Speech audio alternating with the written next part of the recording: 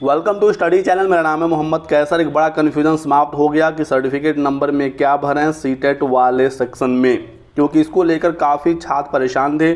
मैंने आपको बताया था वीडियो बनाकर कि आपने यदि यहाँ पर सीरियल नंबर लिख दिया है तो भी कोई दिक्कत नहीं है, ठीक है। जिन्होंने अपना रोल नंबर भी लिख दिया है वो भी परेशान ना हो, और जिन्होंने NA लिखकर अपना फॉर्म सबमिट कर दिया है वो भी परेशान ना हो।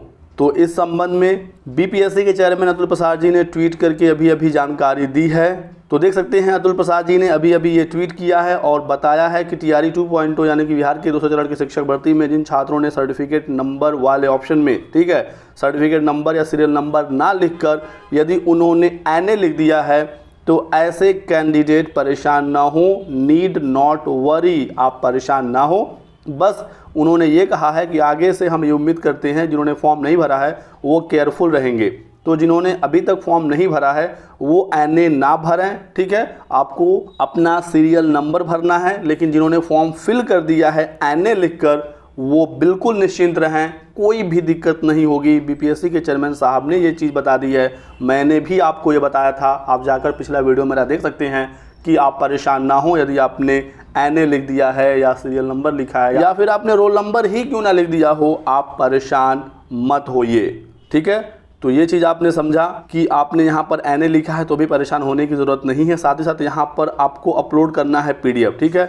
यहाँ पर लिखा गया है अपलोड सर्टिफिकेट, लेकिन यदि आपने मार्कशीट भी अपलोड किया है सीटेट का तो भी आप परेशान नहीं होंगे, क्योंकि मार्कशीट में ही आपका सीरियल नंबर है। और जो छात्र 75 नंबर पाकर फॉर्म भर रहे हैं बिहार में, SC ST को बिहार में 75 पर भी मौका है, आपको पता ही है, तो इन छात्रों को CBSE सर्टिफिकेट देगा नहीं, क्योंकि CBSE के अकॉर्डिंग ये सीटेट फेल हैं, इनके पास तो मार्कशीट ही है।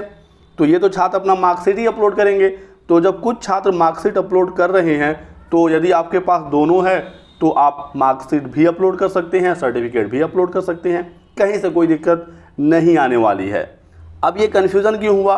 क्योंकि पिछली जो भर्ती थी प्राइमरी वाली, उस समय चेयरमैन साहब ने खुद कहा था ट्वीट करके कि आप सर्टिफिकेट नंबर वाले ऑप्शन में NA लिखकर फॉर्म भर दीजिए। बहुत सारे छात्रों ने NA लिखकर फॉर्म भर दिया, लेकिन उसके बाद BPSC ने कल एक नोटिस जारी कर दिया जिसमें उन्होंने बताया कि 6 to 8 में अब 10 साल का अपर एज लिमिट में छूट है, और एस्टेट के सर्टिफिकेट नंबर में आपको भरना होगा BSEB यूनिक ID नंबर, और इशू डेट में रिजल्ट डेट भरना होगा।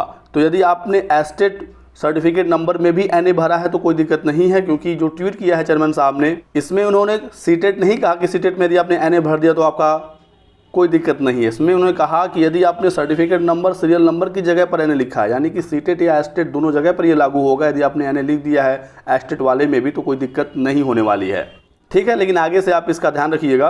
अब इस हिसाब से भरेंगे, एस्टेट वाले में आपको BSEB यूनिक ID नंबर, और जिस दिन परीक्षा फल आपका डिक्लेयर हुआ है यानी कि 3 अक्टूबर 2023, इस दिन एस्टेट 2023 का रिजल्ट आया था, तो ये वाला डेट आप इशू डेट में भर देंगे, ठीक है। और सीटेट वाले में कहा गया था, देखिए 9 अक्टूबर के डेट में, कि आप सीटेट का डिटेल भरते समय सीरियल नंबर लिखेंगे, ठीक है।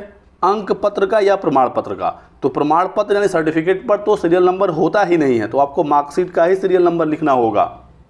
तो आगे से आपको इसे फॉलो करना है। लेकिन आपसे यदि पहले कोई गलती हो गई है, NA वगैरह आपने लिख दिया है, तो कोई भी समस्या नहीं है। तो सारा डाउट आपका यहाँ पर अब खत्म हो गया होगा। इसके अलावा कोई और आपके सवाल हो, कोई डाउट हो, तो आप हमसे पूछ सकते हैं कॉमेंट सेक्शन में। वीडियो को लाइक करिए, चैनल को सब्सक्राइब कर दें और हमारे साथ बने रहें। Thanks for watching.